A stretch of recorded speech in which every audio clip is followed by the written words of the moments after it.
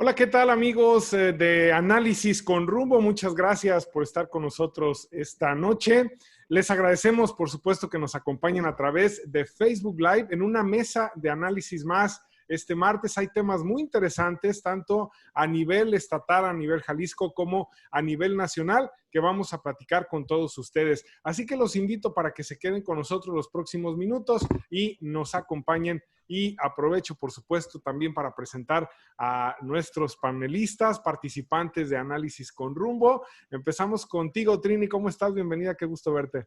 Te agradezco mucho, Edgar, y a todos. Hola, muy buen día, muy buena tarde para todos. Trini Rodríguez, periodista y analista. También saludo con mucho gusto a Augusto Chacón, director de Jalisco, ¿cómo vamos? Y analista político, bienvenido, ¿cómo estás? ¿Qué tal, Edgar? Qué gusto estar aquí con ustedes, con todas. Trini, ¿qué tal, Eduardo? Como cada martes, un privilegio compartir esta mesa que se alarga por tantos kilómetros virtuales. Efectivamente.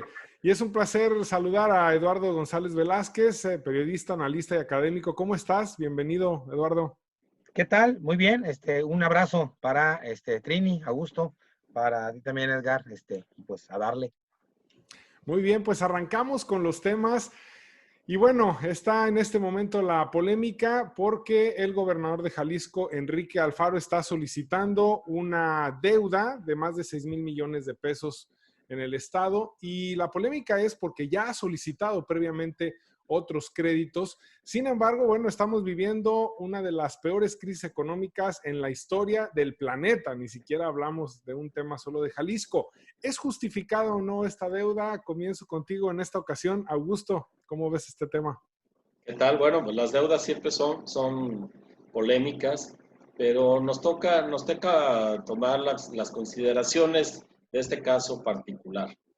El gobierno del estado, a partir de la pandemia, tiene un déficit o un gasto que no había calculado de 5,000 millones de pesos, 3,000 simplemente que se fueron en el asunto de atender los hospitales y la compra de equipo y demás, 3,000 millones, 820 millones que no llegaron de la federación, no de las participaciones, pero sí de esas bolsas en las que los estados pueden acceder, y 1,200 millones de manera natural que no se recaudaron, que no se han recaudado justo por la misma crisis.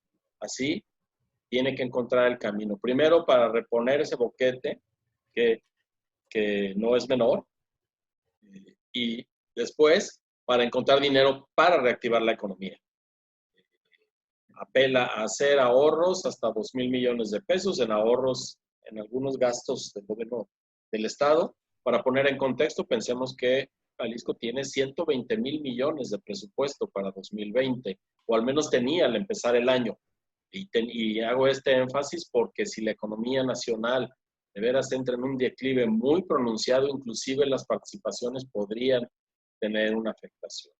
Pero el caso es que se ahorra 2,000 millones y para compensar decide retener la inversión en obra pública que ya tenía presupuestada, un poco más de 3,000 millones de pesos.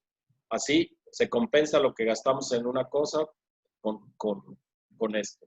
Sin embargo, para reactivar la economía no basta con que el presupuesto del Estado esté sano y que se tape, que use dinero de la bolsa izquierda para ponerlo en la bolsa derecha y luego la de la derecha ponerlo en la bolsa de la camisa. Sigue siendo el mismo dinero y el golpe a la economía es una cosa nueva que necesita una inyección de liquidez. De ahí que opte por someter a consenso la posibilidad de un crédito y llega a 6,200 porque es la cantidad que todavía le deja margen para que la Secretaría de Hacienda del país lo mantenga en la calificación de finanzas sanas.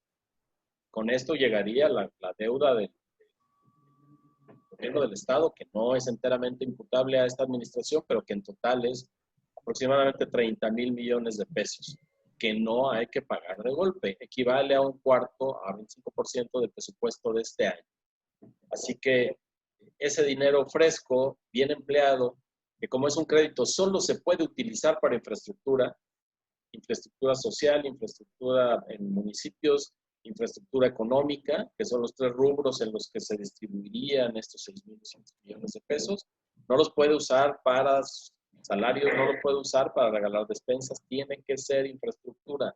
Y bien sabemos que la construcción puede ser una derrama importante si se eligen bien las obras, si se hace con transparencia, si las reglas de operación son claras y si se privilegian aquellos proyectos que dejen un beneficio en el más corto plazo para la mayor cantidad de personas.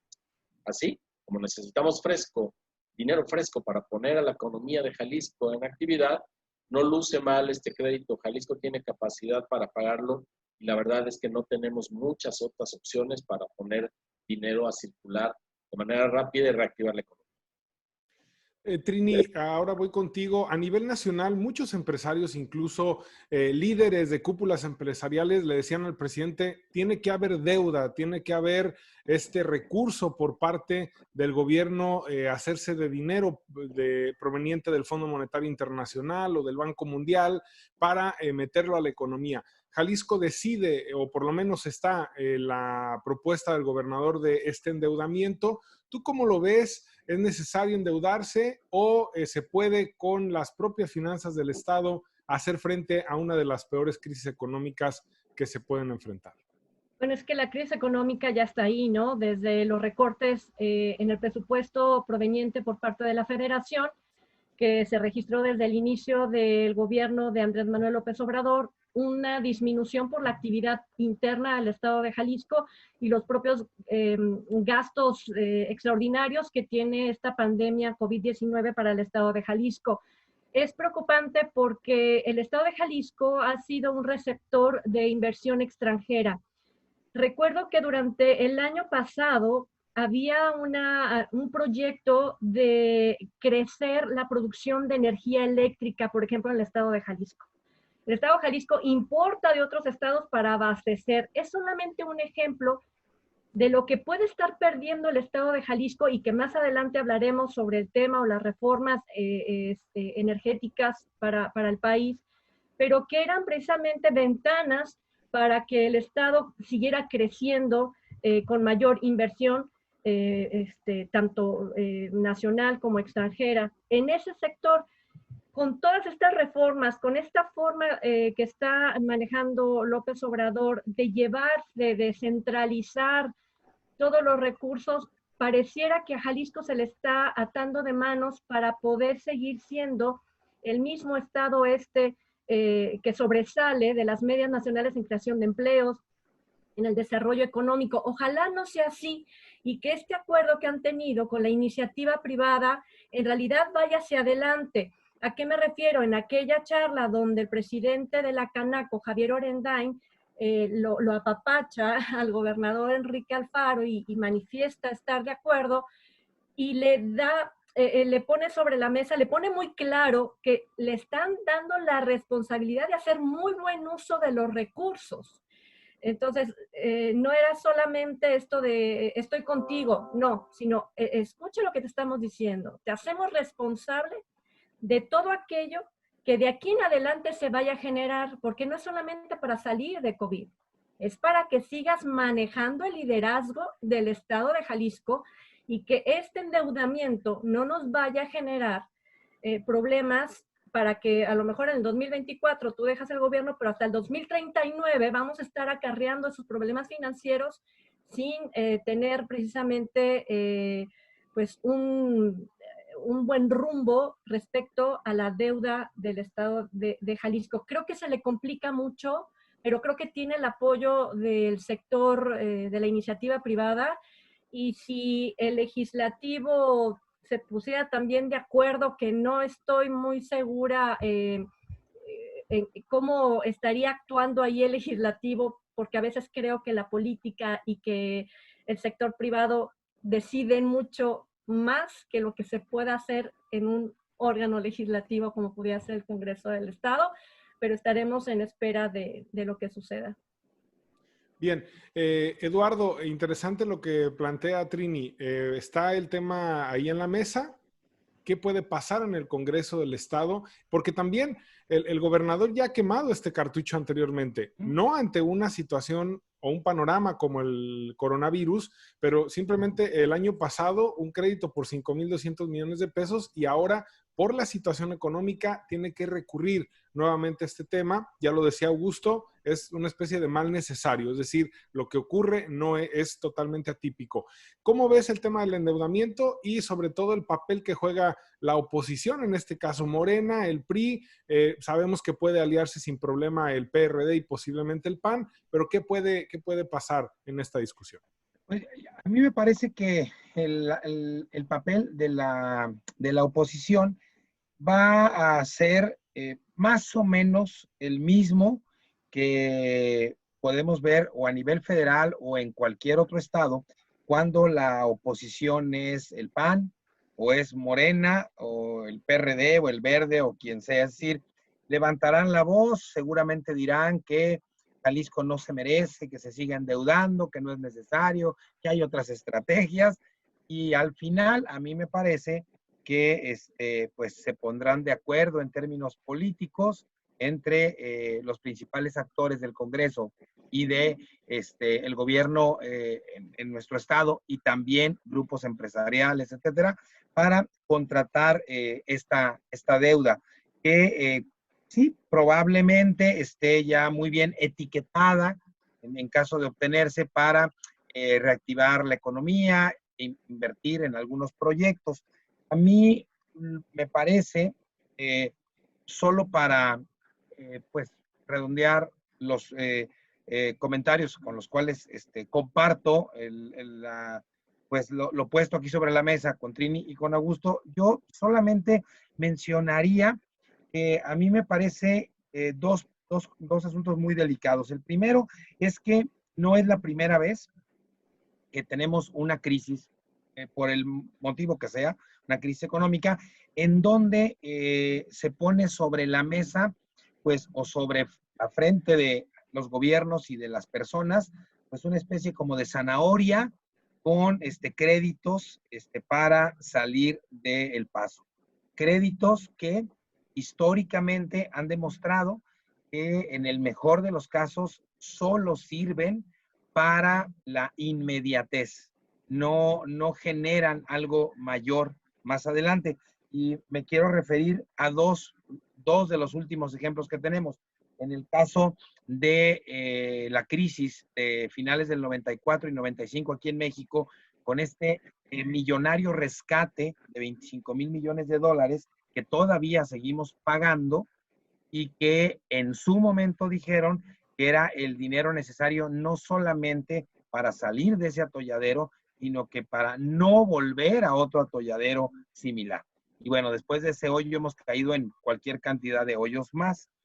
Y luego lo mismo sucedió en la crisis del 2007 y 2008, cuando diferentes gobiernos y diferentes instituciones recurrieron al crédito y al final de la historia no lograron fortalecer la economía como ellos estaban pensando, y una de las consecuencias la estamos viendo precisamente en este momento. Creo que la crisis por la que estamos pasando no es una consecuencia total, única del COVID-19, sino que hay un problema estructural más que coyuntural que nos está llevando a situaciones económicas como las que hoy vivimos, y que a mí me parece que la contratación de deuda, sea de manera individual en las familias o de los gobiernos pequeños o grandes o las empresas, no terminan o no han terminado de demostrar que son útiles a largo plazo.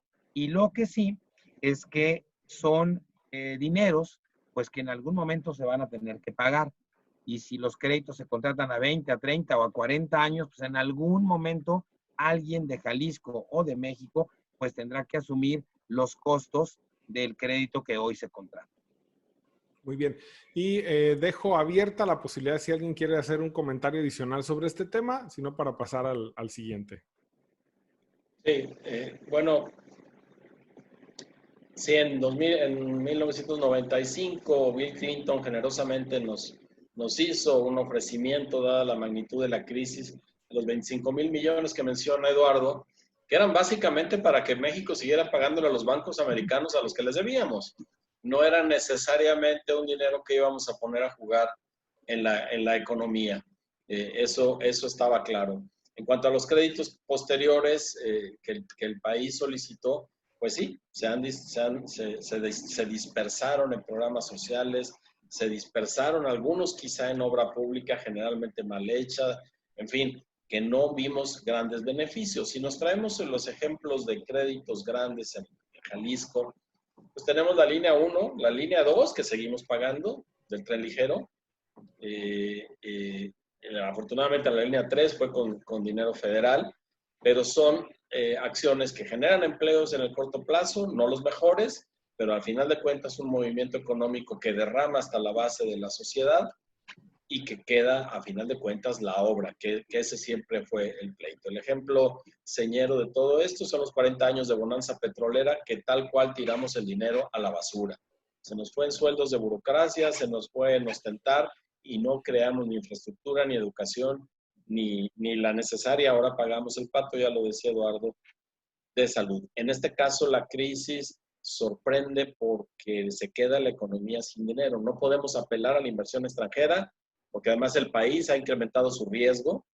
Ya no es tan sencillo atraer inversión extranjera y necesitamos poner a circular dinero, sí por la economía formal, pero también por la informal. De alguna manera hay que poner efectivo en la calle para que este derrame a esa otra mitad de la economía, que es la economía informal. Y mientras la inversión no llegue y la inversión local no llegue, no alcance el grado que necesitamos, el crédito está muy a la mano. Solo un ejemplo. Al Congreso del Estado se le pidió aportar algo de su presupuesto para esta crisis y después de muchísimos esfuerzos, de muchísima deliberación, de la magnífica solidaridad que los diputados y las diputadas de Jalisco siempre han tenido con el pueblo, reunieron 50 millones de pesos. Y quizá debemos agradecerles, pero la verdad es que esa cantidad sacada de los organismos autónomos de la misma Universidad de Guadalajara no sería mucho más grande y lo que necesitamos son cifras importantes porque la economía de Jalisco es importante y no podemos darnos el lujo de que se detenga. Por supuesto, las consideraciones que puso Eduardo están en la base. ¿Qué se hace con ese dinero? ¿A quién se privilegia? ¿De qué manera se eligen las obras con mayor impacto presente y futuro? Porque tiene que ser infraestructura, de eso no hay ninguna discusión. Claro. O sea, que haya mayor transparencia, ¿no? Y tiene que haber una transparencia absoluta y es el momento de usar ese dinero para empujar también relaciones económicas que privilegien la justicia, cosa que no nos ha sucedido. Bien. Bueno, pues seguimos con el gobernador de Jalisco porque ahora también fue muy polémico el anuncio de la reapertura económica que estaba para el 18 de mayo, es decir, el lunes, y después de que hace el anuncio de los giros que iban a poder abrir, de que la economía se iba a empezar a reabrir en Jalisco, viene la Universidad de Guadalajara inmediatamente y dice, esperen, si abren la economía, los casos se van a disparar, recomendamos que abran hasta junio. Y acto seguido, el gobernador Enrique Alfaro dice que a lo que él se refería es que la economía iba a empezarse a abrir, pero con una serie de protocolos. Es decir, era la apertura de los protocolos para abrir hasta junio. Entonces ahí muchos interpretaron que en realidad el gobernador se retractó de lo que había dicho y después de lo que dijo la Universidad de Guadalajara, el gobernador ahí metió un trámite burocrático para ganar tiempo y que se abriera hasta junio. ¿Cómo ven el tema? Y ahora arranco contigo, Trini. Lo que pasa es que sí lo dijo. Le preguntaban al gobernador porque un día después abrió un foro para que la gente le preguntara y él dijo, sí abren hoteles y moteles, pero no las áreas públicas. Sí especificó qué tipo de negocios iban a abrir, pero también dijo que siempre y cuando cumplieran con el protocolo que ya estaba publicado. Y también dijo que obviamente iba a haber quienes estuvieran inspeccionando, que en caso de descubrirlos en omisiones, pudieran estos negocios ser clausurados. Sí lo advirtió antes de este mensaje de la Universidad de Guadalajara, pero creo que sí se adelantó porque lo discutimos en la sesión anterior. Al gobernador le gusta adelantarse, le gusta ir un paso adelante del gobierno federal. Lo que también sucedió fue que en una de las conferencias de López-Gatell es que puso una línea de respeto con las entidades federativas y dijo, cada estado es independiente de decidir. Entonces, en esos días del 13 de mayo, creo que fueron muchas voces erradas, confusas, por este afán de salir ya y cumplir esta demanda que tiene la población, que tiene la economía del país, del Estado, por reactivar precisamente toda la generación de riqueza. Sí fue, a mi gusto, un error que hizo a muchas autoridades dar precisamente el lunes 18 como inicio de las actividades económicas de manera progresiva, mientras ibas tú cumpliendo con estos objetivos, que bueno, ahora ya se aclaró, ya puede la gente visitar la página y bajar cada uno de los protocolos que le corresponden según el giro del negocio. Si eso hubiera sucedido desde el primer día que hablaba del 18 de mayo, se hubiera evitado, por supuesto, las críticas tantas que cuando emite su último mensaje diciendo es que ustedes como que no me entendieron. Entonces, como que nos regañó, ¿no? Sí, como que, ay, perdón. Comienzan entonces a tomar la batuta sus secretarios, ¿no? Ya él deja un poquito atrás y comienza esta parte técnica de decirle al comercio de Jalisco cómo es que vamos a reiniciar. Entonces, yo creo que quiso acelerarse un poquito, pero mucho, pero lo importante ahora es que está ya ahí el checklist que tienen que consultar todas las personas para cuidar, número uno, la salud sin duda, y número dos, este propósito y este deseo que tenemos todos, y que vamos siendo honestos, ya queremos que haya movimiento allá afuera, lo queremos, ¿no? Que lo vayamos a hacer, bueno, pues hay que atender lo que después López-Gatell dijo, que las decisiones federales eran mandato para toda la República. Entonces, de repente no entiendes, ¿no? ¿Por qué tanta disparidad en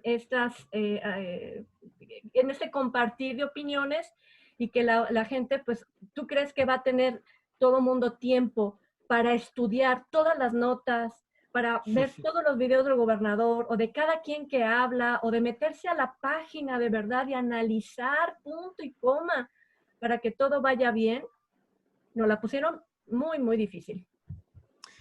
Y ahora voy contigo, Eduardo, y en un momento voy a ir con Augusto porque se rió cuando dije lo del regaño, porque luego al gobernador como que le gusta regañarnos a los jaliscienses, pero voy contigo, Eduardo, para que nos digas si crees que hubo un problema ahí de comunicación, de que no fue suficientemente claro el mensaje, o hubo un cambio de sentido. ¿Cómo viste este fenómeno de la reapertura, que al final no es reapertura, es el inicio para lo que viene, que será ahora sí la reapertura? La reapertura, sí. A mí, mira, yo la lectura que hago es una muestra, no solamente del gobierno del estado, sino si revisamos la prensa de otros estados de la República y el asunto federal, es una muestra clara de la incapacidad por falta de recursos, por falta de personal que tienen los estados estatales, los gobiernos estatales y el Estado Nacional para atender a la población. A mí me llamó muchísimo la atención cuando el gobernador dice que pueden abrir los hoteles, por ejemplo. Y yo lo primero que pensé fue en la cantidad de negocios, de industrias, de comercios que le dan servicio a los hoteles que no se mencionaron. Entonces, ¿cómo supone el gobierno del estado que un hotel o un motel va a abrir si el resto de la cadena de productos que le acercan para que pueda funcionar? A mí me parece que es muy complicado suponer que nada más hay que decirle al hotel, pues ya abre la puerta y ponte a trabajar. Pues sí, pero necesita un montón de servicios que ofrece una parte importante de la población. Entonces yo creo que esta urgencia también que hay por parte de la sociedad de moverse y también una presión muy fuerte de algunos sectores para que la apertura sea un poco más lenta, más se retrase lo más que se pueda, los gobiernos se encuentran también, a mí me parece, entre la espada y la pared. Es decir, si abren ahorita, porque abrieron. Si abren hasta dentro de 15 días, porque se tardaron. Entonces yo creo que simplemente es un asunto de la poca capacidad que tienen para llevar a cabo un programa de apertura o de reapertura de manera ordenada. Decía el gobernador, es que a partir de lunes ya podrán reabrir, por ejemplo, las estéticas, las peluquerías. Pues yo he visto muchas abiertas a lo largo de los 60 días. O sea, no es un asunto de, ya podemos abrir. No, nunca cerraron. Y nunca cerraron porque no hay posibilidad del Estado para llevar a cabo un control real de las órdenes, de los lineamientos. Entonces esto se desborda y a mí me parece que con todo y todo, no solo a nivel federal, sino a nivel estatal y en todos los estados, se han pues hecho las cosas más bien que mal. Yo creo que no tenemos resultados tan malos como hemos visto en otros países. Y me parece que este asunto de la semana pasada no es necesariamente una cuestión de mala comunicación, sino simplemente de poca capacidad y recursos para operar la reapertura. Muy bien. Augusto, ahora voy contigo. Este tema de la reapertura, por un lado, como comenta Eduardo, es el mensaje, es lo que está diciendo el gobierno, y por otro lado, la realidad, lo que vemos en las calles. Sí, una cosa que nos ha sucedido, y creo que es global, sucede en todo el mundo, es que las autoridades no saben cómo lidiar con el proceso de toma de decisiones. Es tan compleja la situación que escapa a la posibilidad del autoritarismo o a la posibilidad de la excesiva colegiación de las decisiones.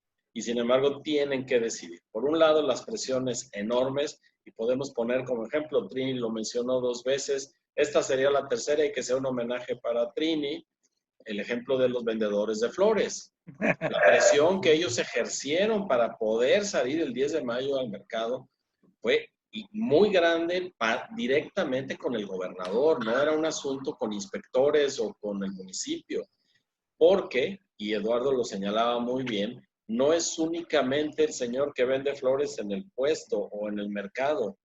Implica que alguien la sembró hace meses, considerando la fecha en la que la podía vender y compró fertilizante y compró tierra y todo lo necesario para producir esas flores. No, la economía no es un asunto simple, aunque el presidente considere que no se requiere técnica para manejarla. Bueno, en medio de esas presiones y del problema de salud, que es el que está en la base de todo, hay que decidir. Yo me reía cuando se hace el comentario de nos regañó, porque creo que pudo haber cambiado de opinión, no había ningún problema. Es decir, tiene razón la Universidad de Guadalajara, que no se estrenó ese jueves previo con el anuncio. El rector general Ricardo Villanueva una semana antes ya había dicho, para nosotros quizás sea mejor el 1 de junio. Después el gobernador, creo que en buena medida habla bien de él, dijo, bueno, va para atrás. El asunto es que pudo habernos dicho que cambiaba de opinión por consideraciones sanitarias en vez de apelar a un mal entendimiento del mensaje, porque Trini ya lo dejó claro, mal entendimiento no hubo. Los diarios hicieron listas muy concretas de esa presentación que él hizo, de cuáles sí, cuáles no y cómo. En fin, el caso es que la reapertura se pospuso a medias, como dice Eduardo, porque podemos circular por la ciudad y fácilmente es uno sí, uno no, uno sí, uno no. Pero hay una gran actividad. Y eso nos lleva a la principal responsabilidad, que quizás sea el aprendizaje más importante de esta crisis. El gobierno no nos va a poder resolver todo. De hecho, nunca nos ha podido resolver todo. Pero muy cómodamente siempre hemos dicho es que el gobierno. Las medidas más importantes para que la reapertura económica no se empalme con una crisis más intensa de salud, las tenemos que tomar nosotros. A partir de la sana distancia, a partir del cubrebocas, a partir de salir lo menos necesario, a partir de evitar las aglomeraciones. es responsabilidad nuestra. Por supuesto, no va a haber manera de que las autoridades le pongan calcomanías a 120,000 negocios de aquí al 1 de junio para ir a ver si ya están, si el protocolo, no hay manera de controlar eso. Una economía no se hace a partir del control, al contrario. Una economía crece más y es el gran pleito de los neoliberales en la medida en que haya menos controles. Bueno, ahora necesitamos controles no económicos, de otro tipo, pero tienen la ventaja que los podemos poner en práctica. ¿Qué tal si apelamos al valor de la palabra? ¿Qué tal si apelamos a la responsabilidad hacia los demás? Quienes tengan un negocio, los abren en función de las posibilidades de poder contener al virus, no en función de las posibilidades económicas.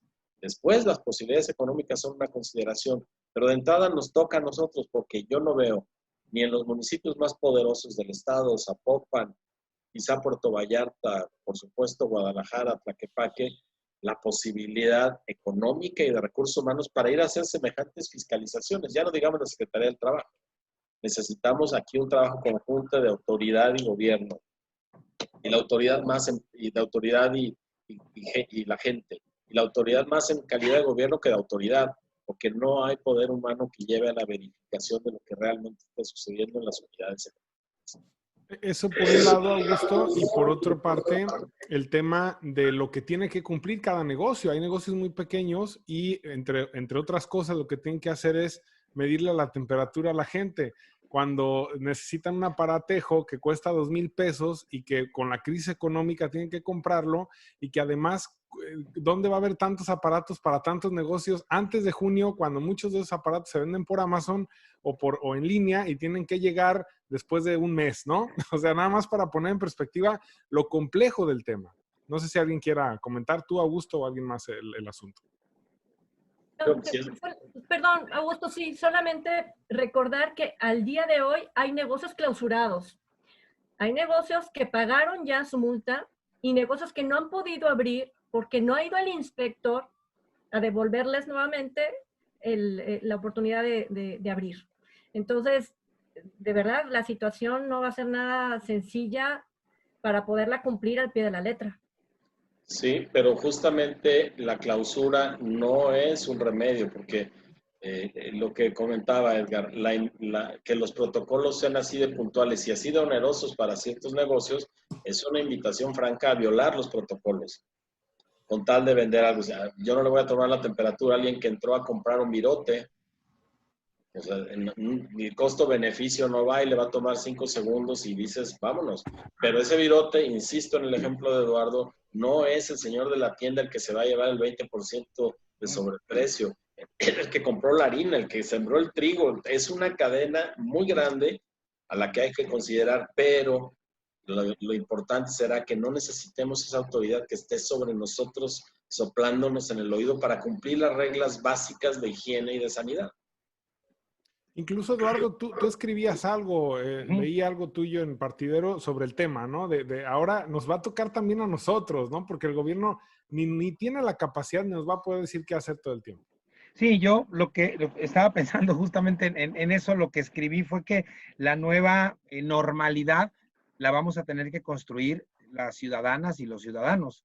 Me parece que ningún gobierno está en posibilidades de construirla, y menos a partir de una serie de disposiciones que van más bien en el sentido de acotar, de prohibir, de detener, de amarrar muchísimos procesos.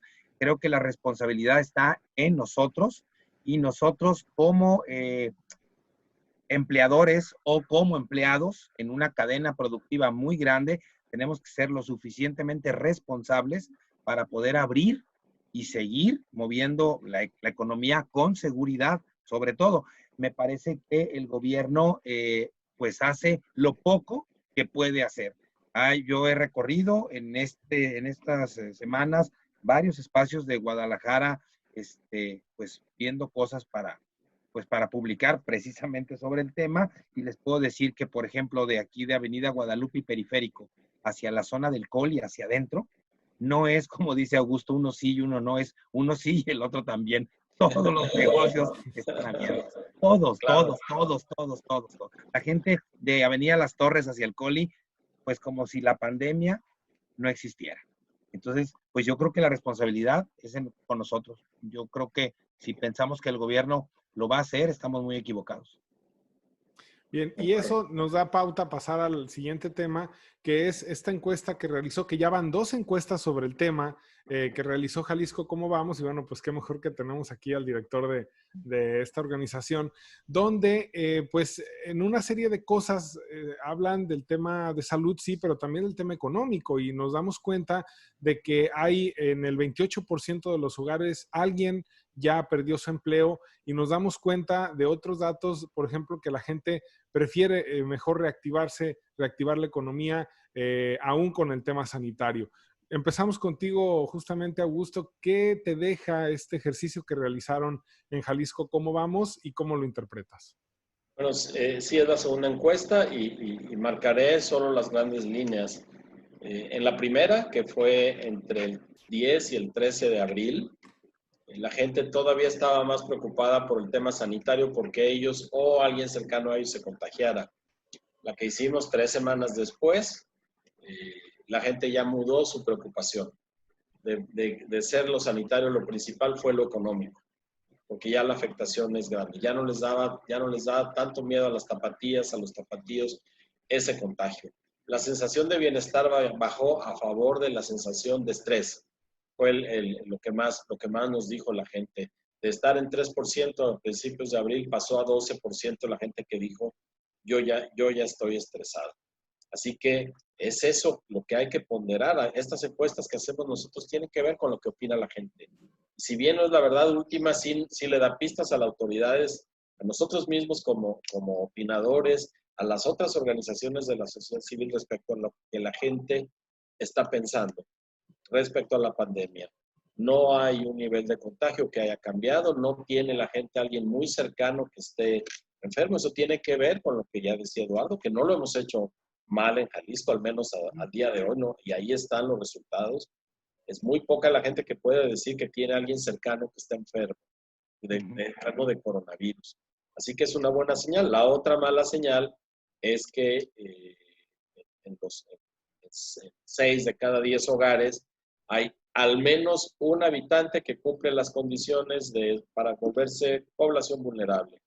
Es hipertenso o hipertensa, tiene sobrepeso o tiene una diabetes mal cuidada o una enfermedad pulmonar. Así que somos una población de riesgo, así que debemos dar gracias que el virus no se ha ensañado hasta la fecha como debería. Pero a final de cuentas, sí, la gente ahora está más preocupada por el aspecto económico que por el aspecto de salud, sin que sea una polaridad, es decir, sigue la preocupación alta por la parte sanitaria. Claro. Y voy con Trini. Por cierto, otro de los datos interesantes que vi es que al principio en la primera encuesta aprobaban mucho las medidas de los gobiernos y eso ya va cayendo, es decir, entre más tiempo está, ¿no? Pero hay que reconocer que ambos gobiernos, el federal y el estatal, tienen buena aprobación sus medidas. No está dividida la gente como pensaría. Gozan de más aprobación las medidas del gobernador Alfaro. Eso sí, pero es 70-60%, pero bajó. Es decir, la gente no está contenta. Aunque siga aprobando las medidas, bajó el nivel de aprobación. Exactamente, es a lo que iba. Trini, ¿cómo viste este ejercicio de opinión pública y sobre todo lo que comenta la gente? Como dice Augusto, es el termómetro de quienes están pues opinando sobre el tema. A mí me gustaría, obviamente, dejarle todo el micrófono a Augusto, porque no solamente eso, sino la interpretación de los datos que los tienes precisamente. Y creo que era lógico que empezáramos a cambiarle ya pues el rostro a esta pandemia, de lo que tiene que ver con la salud, con lo que tiene que ver con lo económico, porque se están acabando los ahorros, se están acabando las posibilidades de la gente. Necesitas ya otra alternativa. Entonces, si se habla de los millones de mexicanos que van a dejar de trabajar y que se van a agregar a la pobreza, a las cifras de pobreza en México, pues sí es un tema que quienes estamos o la gente que está escuchando noticias, etcétera, pues empieza ya a percibir y a palpar esta necesidad de volver precisamente a la actividad económica, ¿no?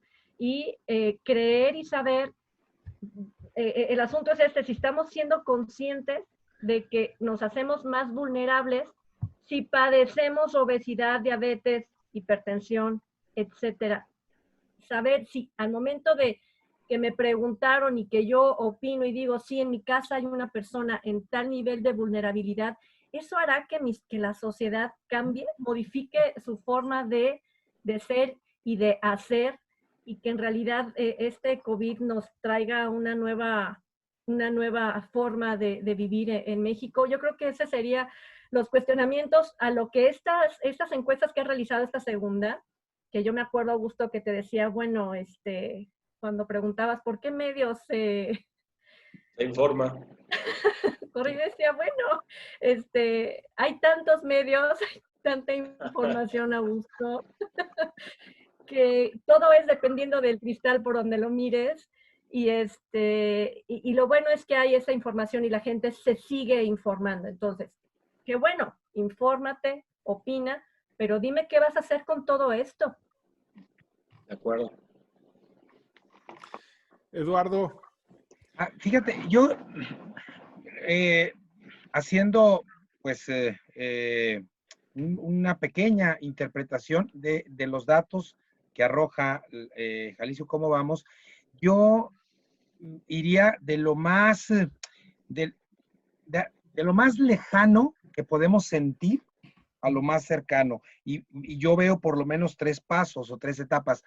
El asunto que mencionaba ahorita Trini, la obesidad, la hipertensión, todo esto a mí me sigue pareciendo que la población de manera general lo vemos muy lejano.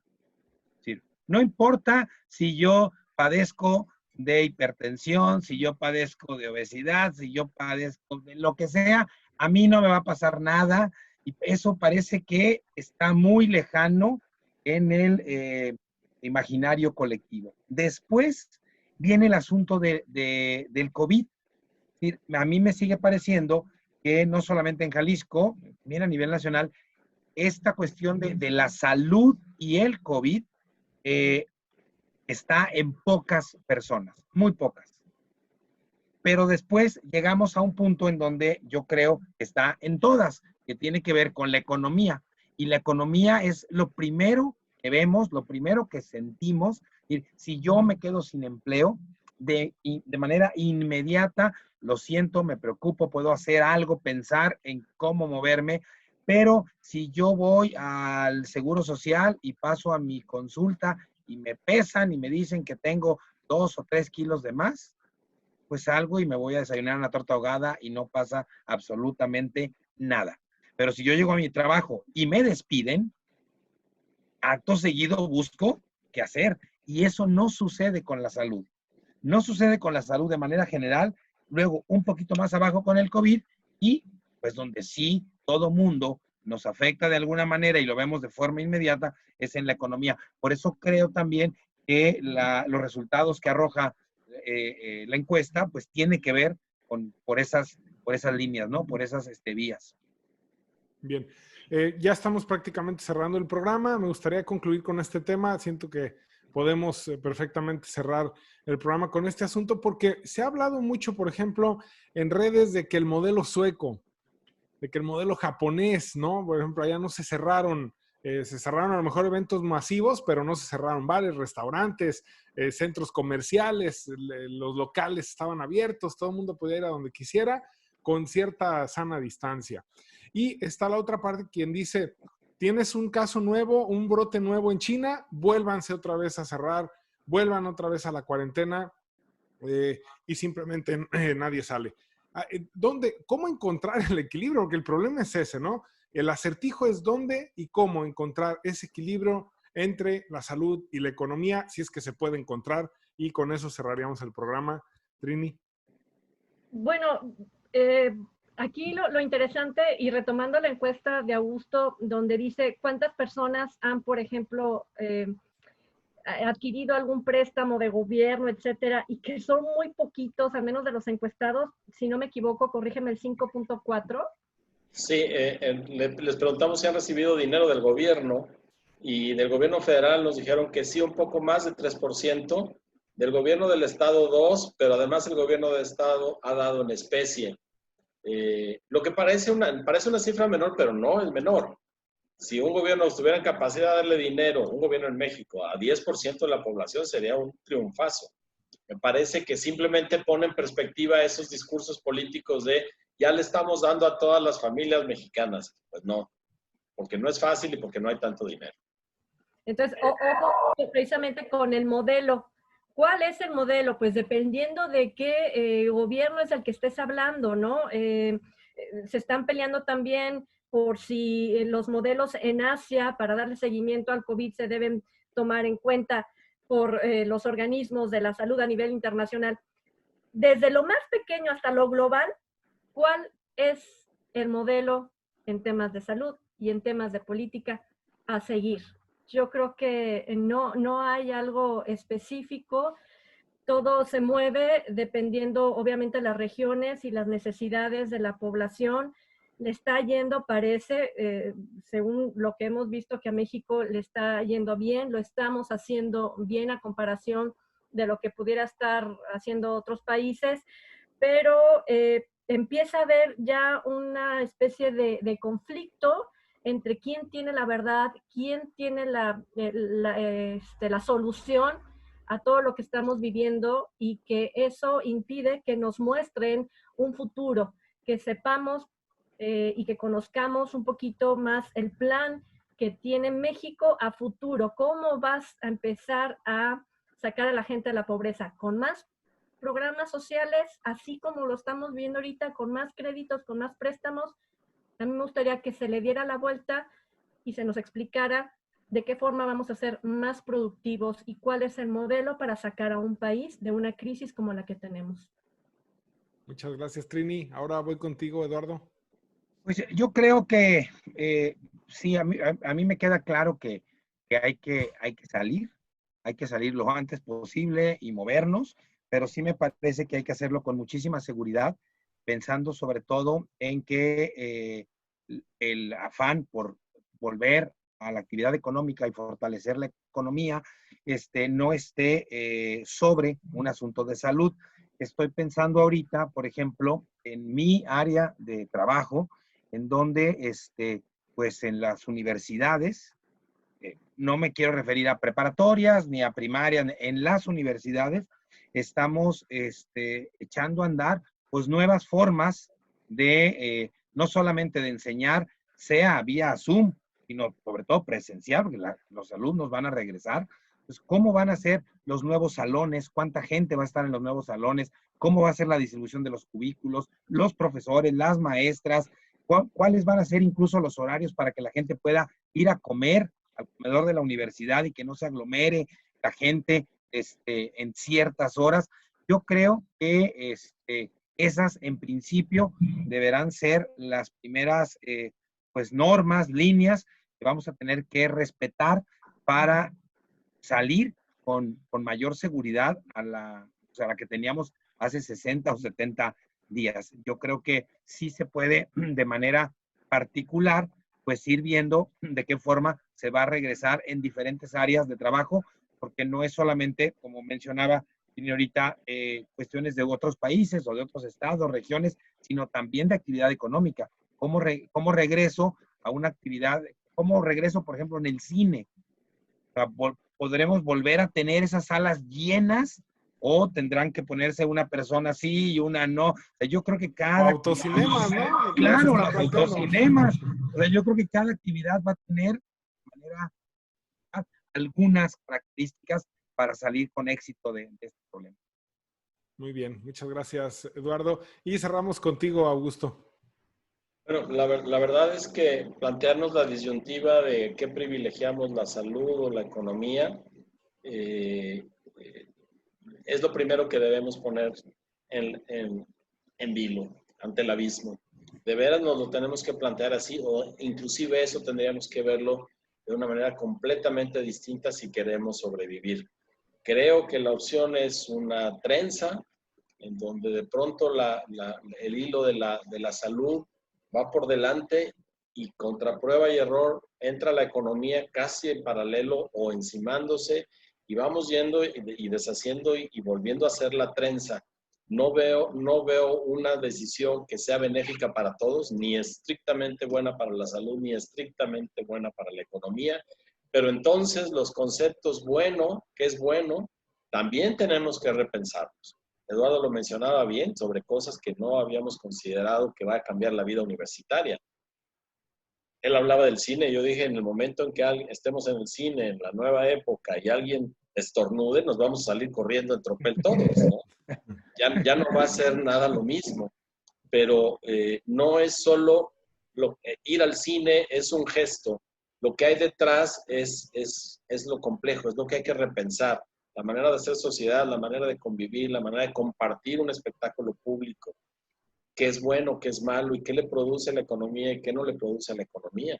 De entrada, me parece que lo que se pone en vilo y debemos poner en vilo es que para que esta nueva economía sea factible, aquellos sueldos exorbitantes, pensando en el cine de los actores y de las actrices, de los grandes deportistas, tendrán que mesurarse porque ya no habrá una masa en la cual diluir el costo. Tendrá que ser dirigido y así, con ese simple gesto, cambia la economía completamente.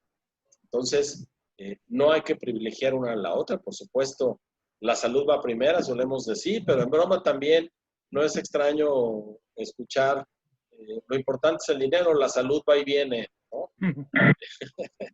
Entonces, tenemos que ir en esa nueva trenza, ya no son vías paralelas en las que corren los distintos temas, es un trenzarse continuo y destrenzarse continuo para ir viendo qué nos funciona y qué no nos funciona. De entrada, y a lo mejor seguramente Eduardo sabe más que esto, tenemos que revisar la estructura de costos de todo lo que hacemos. Efectivamente. Bueno, pues así llegamos. Sí, adelante, Eduardo. No, ahorita que mencionaba Augusto este asunto en particular de los costos, por ejemplo, se está diciendo que una de las formas en las que puede reactivar la economía del deporte, pues ya es metiendo, aunque sea menos gente a los estadios, de todos los deportes. Pero una cosa es bien importante, en la economía del deporte, de lo que menos se recibe es justo de las entradas. Lo que más ingresos genera es lo que la gente consume en los estadios. Pues si metes poca gente al estadio, no solamente tienen menos entrada, sino que el consumo que se da y los clubes pues, lo resienten y eso tiene un impacto inmediato en salarios, en contratos, en el costo de la televisión. En fin, es una cadena ahí parece interminable. Sí, sin duda es un cambio de época y un quiebre completo, ¿no? Se tendrá que revisar cada área. Oye, bueno, pues les agradezco mucho. ¿Sí, Trini? Solo ¿seremos capaces de entender lo que significa la disciplina? Porque tú puedes poner en el cine, en la universidad o donde tú quieras una forma de ser. Y yo te aseguro que llegará uno a hacerte una fiesta allá adentro en el sentido de, o un pleito, porque no lo puedes recibir, porque no le puedes dar acceso, porque las formas son otras. Y ese es nuestro México, ¿eh? Claro. Sin duda. Desde las bases, a ver cómo le hacemos. Sí, va a ser todo un tema poder regresar a la nueva normalidad, si es que puede haber una nueva normalidad. Les agradezco mucho a todos. Gracias, Eduardo. Gracias, hasta luego, un saludo. Gracias, Augusto Chacón. Contrario, Edgar, Trini, Eduardo, un placer estar con ustedes. Buenas a todos y a todas. Gracias, Trini. Buenas noches, muchas gracias. Gracias, Eduardo, Augusto. Y bueno, pues Edgar, otra vez vamos a mandarle saludos a Julio Ríos. A Julio, sí. Que se mejore. Que por cierto, yo quería hacer la aclaración porque tiene un tema de salud, pero no tiene coronavirus, porque luego dices, alguien tiene un tema de salud y luego creen que no tiene coronavirus, se está recuperando de una intervención, va muy bien y ya promete regresar el martes, ahora sí que recargado y aumentado. Entonces ya vamos a tenerlo. Aquí lo esperamos. Así es. Muchas gracias, compañeros. Hasta luego, un abrazo. Y bueno, un abrazo. De esta manera llegamos al final de Análisis con Rumbo. Los esperamos el martes. Pásenla muy bien.